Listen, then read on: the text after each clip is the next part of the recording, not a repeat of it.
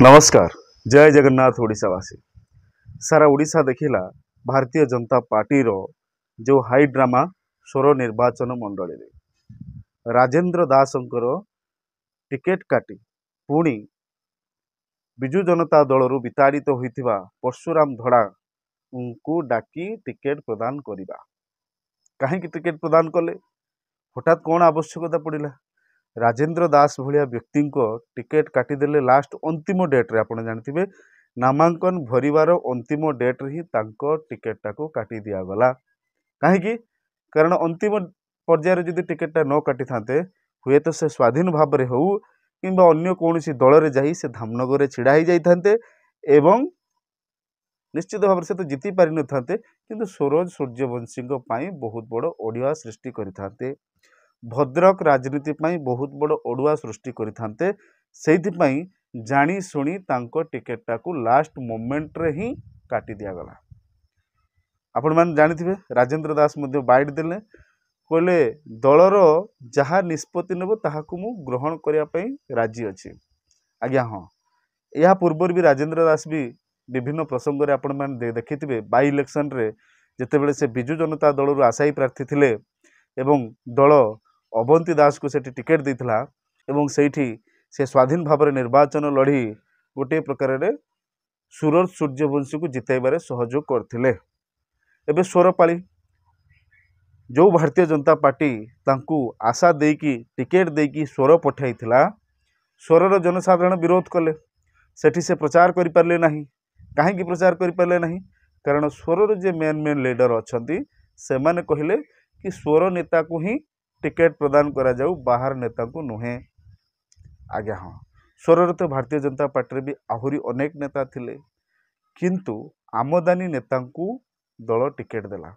काहाकू देला ना परशुराम धड़ा, जहाकू विजु जनता दल रिजेक्ट करछि। परशुराम धड़ा को काहेकि दल रिजेक्ट करछि? कारण तांको नारे बहुत संगीन अभियोग अछि। जनविरोधी आख्या मध्य से पाही सारिछंती, जनता विरोध से जाइछंती।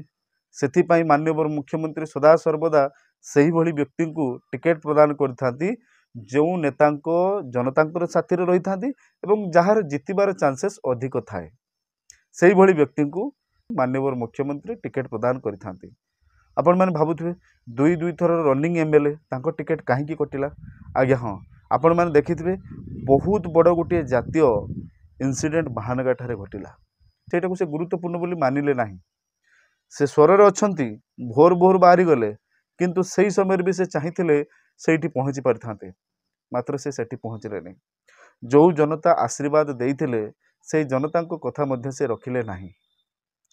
आज एत बड़ गोटे इंसिडेंट है निहाती भाव में से पहुँचबार थिला कारण तांको निज निर्वाचन मंडली भितर से जाउछि। प्रथम कथा।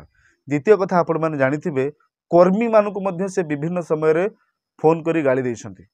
आपण माने जानिथिबे राज्यर जे साधारण संपादक थिले जयराम दास नेपू तांकू जो भली भाव में फोन करी गाली गुलज करबा हेउ किंबा आपण माने लक्ष्य करथिबे महिला एसएसजी महिला मानकू जो भली भाव में खराब भाषा कहिकी आपण माने ऑडियो माने भी भाइराल होते आपण माने देखिथिबे विभिन्न प्रकार ऑडियो भी भाइराल होची। से सबु क्षेत्र रे मध्य माननीय मुख्यमंत्री एक गुरुत्वपूर्ण निष्पत्ति नेले। सेहीपरि भाव में आपण माने जानिथिबे जे सांबादिक मानकू मध्य से पछांती नहीं आक्रमण करिया पई। जे गणमाध्यम गणतंत्र चतुर्थ स्तंभ तांकू मध्य से अटैक करिया पई पछांती नहीं। विभिन्न प्रकार संगीन अभियोग तांको विरुद्ध रे रहिला जोथि जन असंतोष बढ़िला एवं विभिन्न प्रकार सर्वे रिपोर्ट को से आधार करिक तो से नैथिबार निष्पत्ति। तेणु माननीय मुख्यमंत्री जहाँ को रिजेक्ट करदेले भारतीय जनता पार्टी ताको कुड़े नेला एवं तांको निज दलर नेता को मध्य टिकेट प्रदान कला नहीं। आमदानी नेता को टिकेट प्रदान करागला जोथि भारतीय जनता पार्टी वर्तमान तीन फाड़ होगाकू बसी। कहीं कारण भारतीय जनता पार्टी जो मैंने सब आशायी प्रार्थी थिले जेहेतु परशुराम धड़ांकर रेकर्ड अच्छी से जो दल को जीवे सेठी से गोष्ठी कंदल करेंगे। आज्ञा हाँ, दल में मिशु मिशु बहु वरिष्ठ नेता को कोणटेसा करने को आरंभ करदे। राकेश मल्लिक जे दल को एते सुदृढ़ कर संगठन को मजबूत कर दल तांकू टिकेट प्रदान करी नहीं। दल से राकेश मल्लिक स्वाधीन भाव में नॉमिनेशन करिसेंती। आज्ञा हाँ, देखिया बाकी रहिला ସ୍ୱର ନିର୍ବାଚନ ମଣ୍ଡଳୀ ଭାରତୀୟ ଜନତା ପାର୍ଟି ଯେଉଁ ତିନି ଫାଳ ହେଇଛି କ'ଣ ଜିତିବାରେ ଏହି ତିନି ଫାଳ ତାଙ୍କୁ ସହଯୋଗ କରିବ। ଅପରପକ୍ଷରେ ବିଜୁ ଜନତା ଦଳ ଗୋଟିଏ ପ୍ରାର୍ଥୀ ମାଧବ ଧଡ଼ା ଅତି ଶୃଙ୍ଖଳିତ ଭାବରେ ତାଙ୍କର ପ୍ରଚାର କାର୍ଯ୍ୟ ଜାରି ରଖିଛନ୍ତି। ଜନତାଙ୍କର ଆଶୀର୍ବାଦ ମଧ୍ୟ ସେ ସାଉଁଟୁଛନ୍ତି ଯେବେଠୁ ଟିକେଟ୍ ଡିକ୍ଲାରେସନ୍ ହେଲାଣି। ଆପଣମାନେ ଜାଣିଥିବେ ବିଧାୟକ ଦଳ ଛାଡ଼ିବା ପରଠାରୁ ବିଜୁ ଜନତା ଦଳ ଭିତରେ ଆଉ ଗୋଷ୍ଠୀ କନ୍ଦଳ ନାହିଁ।